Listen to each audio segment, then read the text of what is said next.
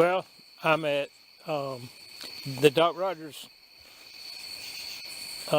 field tonight, and it's I think we're gonna have a full moon. Not full, but gonna be pretty bright. But right now, there's a lot of trees up there. We'll have to get a little bit higher before you can see it good. These trees are thick. So in the morning, I'll eat breakfast and I'll head out and I'll go to Wild Creek. That was the first campsite I stopped at on the way on this trip. And then Wednesday morning, I'll get ready and I'll head for home. But it's been a good trip so far. I have thoroughly enjoyed it. And right now I'm thoroughly enjoying this fire because it's supposed to get down to about 52 tonight. And it's that breeze is making it cool off pretty quick already. All right, till then, till next time.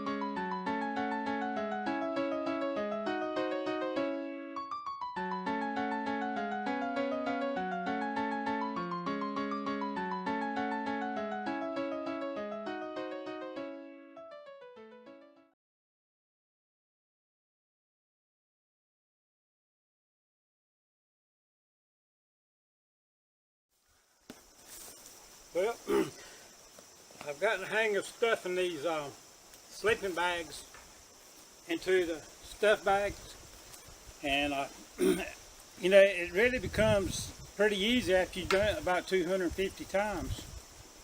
It's not that bad. You ever get your sleeping bag in there, use these straps.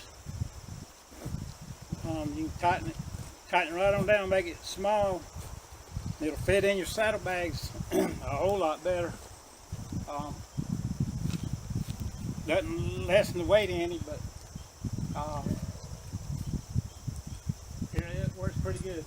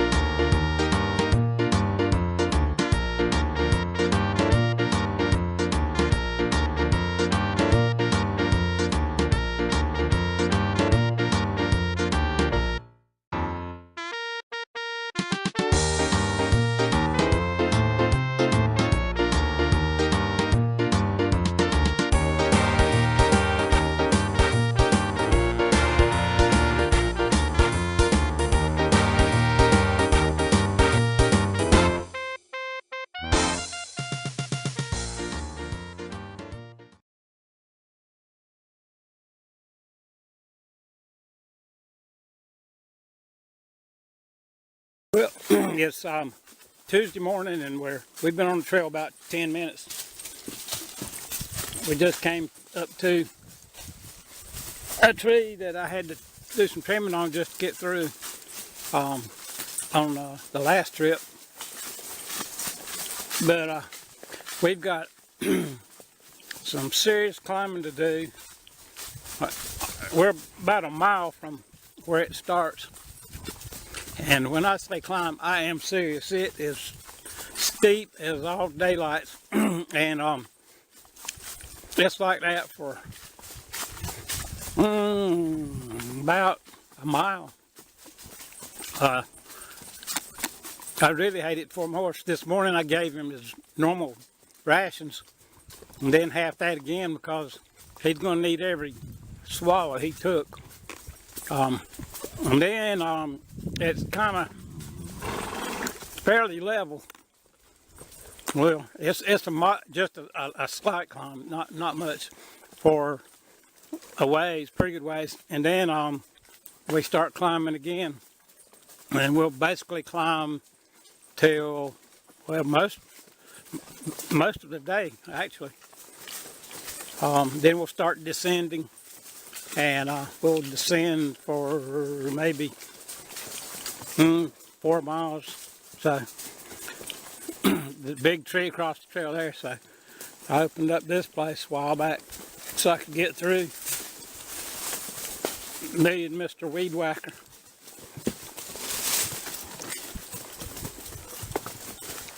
This is a beautiful place, and it used to be all this out here that looks wild used to be mowed, believe it or not. And now the Forestry Service has signs up saying do not mow, do not spray, do not do this, do not do that.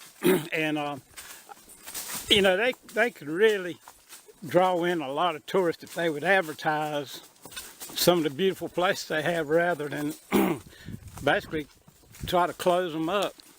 They're trying to let them go down, and they have a lot of places. They've closed a lot of campgrounds and stuff. So I'm kind of perturbed at that. I know there are a lot of others that are too.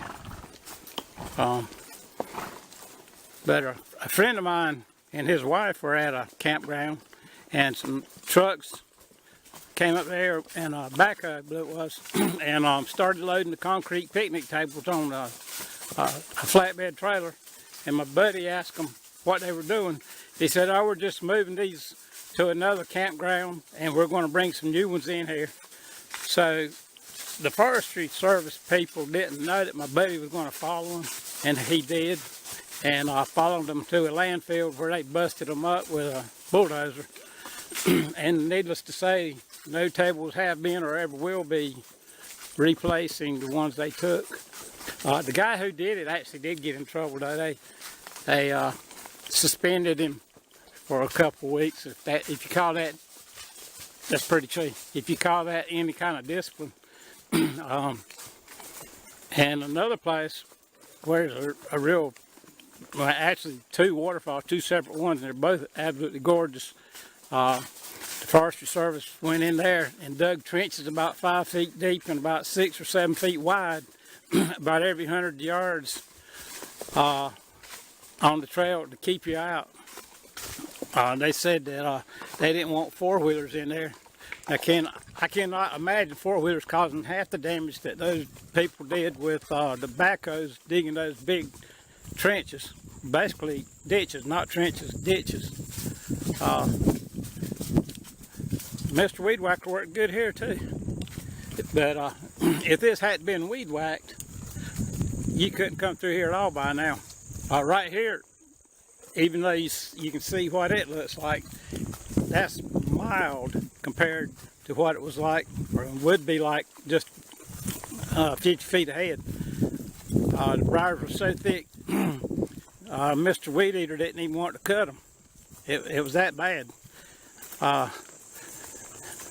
Right now they're turning brown partly because of the time of year. But you can see how thick they are. Those are briars.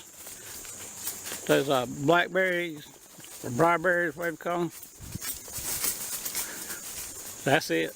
That's what it would have been like here too. Those briars. But just stay on top of it. See, that's another thing.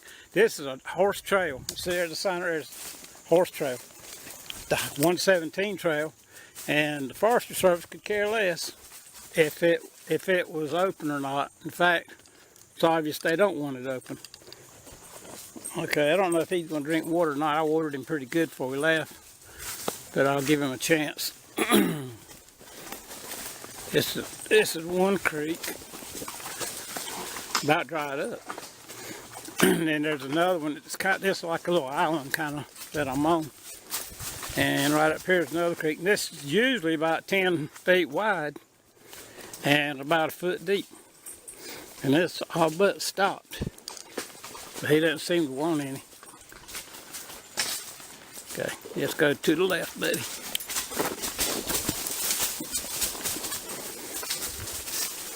You ought to know this trail by now, boy.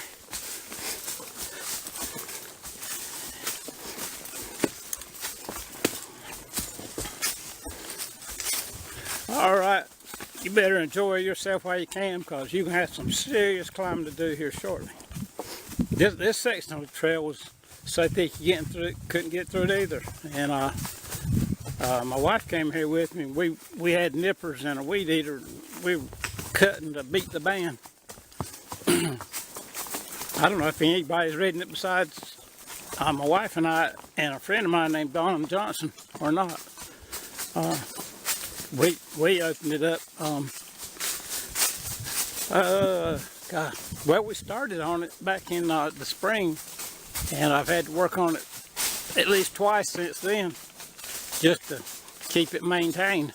Cause some places like where those briars were back there, weed whacking. One time it wasn't enough. Seemed like the weed whacker was spreading fertilizer the way it was growing. Well, I did forget there is a little bit of climbing before we start the big climb. I forgot about this. It's a moderate climb right here. My horse saying I can do this, I can do it, just give me a minute. My dog didn't want to come this morning. He jumped up on the back of my pickup. I think he was trying to tell me he'd had enough. I fed him extra too. I really fed him. I gave him way more than he usually eats, and he didn't eat all of it. So after I fried my bacon, I poured the bacon grease on the dog food and called him. He came over and he licked the bowl, licked the plate rather. I was going to eat the paper plate when he got through, but he did leave that there. Well, I was going to fry 3 eggs this morning, and I had all that bacon there, and I knew by the time I came back to get my trailer, either tomorrow night or Friday morning, that tomorrow night or Thursday morning, the bacon probably would be kind of risky to eat, because the ice had melted quite a bit in the cooler. So I went ahead and cooked 9 pieces of bacon, and I shared the bacon grease with the dog, and then just fried 2 eggs and 9 pieces of bacon and 2 pieces of toast. So I won't be hungry for a few days, I don't guess. None of us should be, except this horse. Well, I guess the old dog ought to get hungry too. He's got 14 miles to travel. No, 10. Let's see. I believe this is a 10-mile section here, but it's mostly uphill.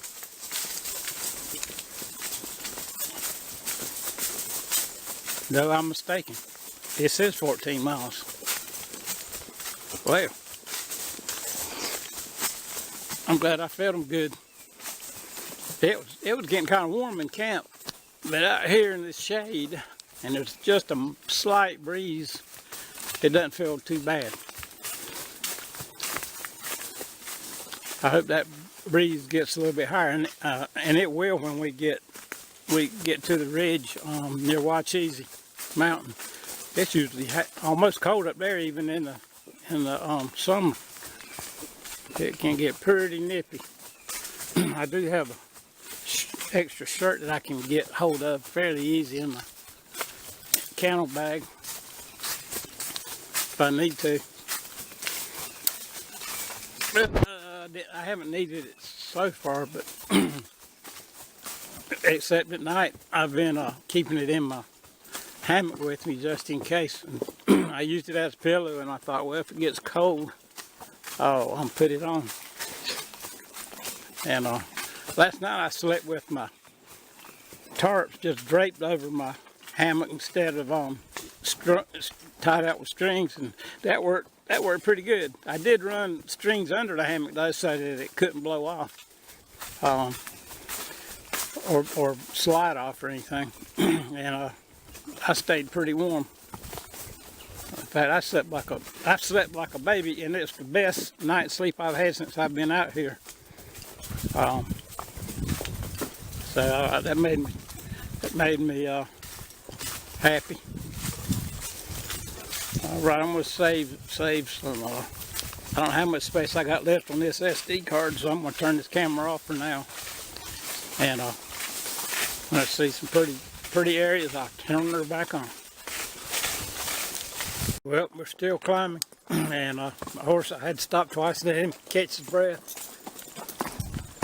Having to climb rock that's almost like steps now.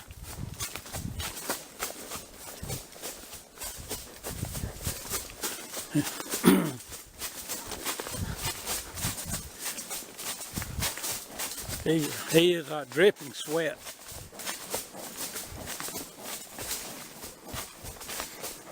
It's cooled down quite a bit up here though.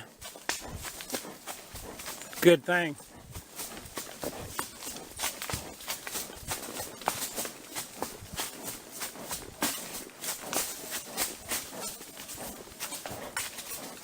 He's breathing pretty hard. Now, go a little bit further and let him stop again. I actually let him stop before we came up those rocks just now. Let him catch his breath.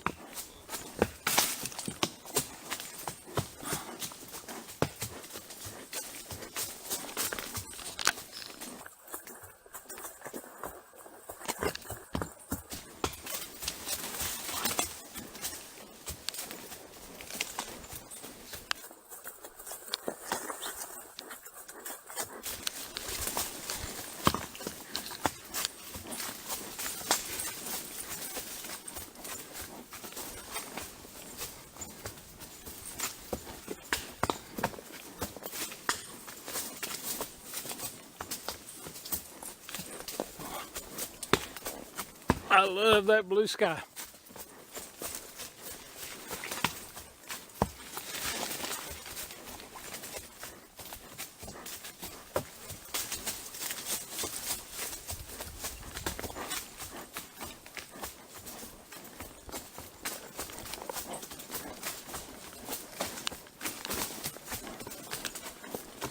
It must be at least 10 degrees cooler up here than it was down at the camp.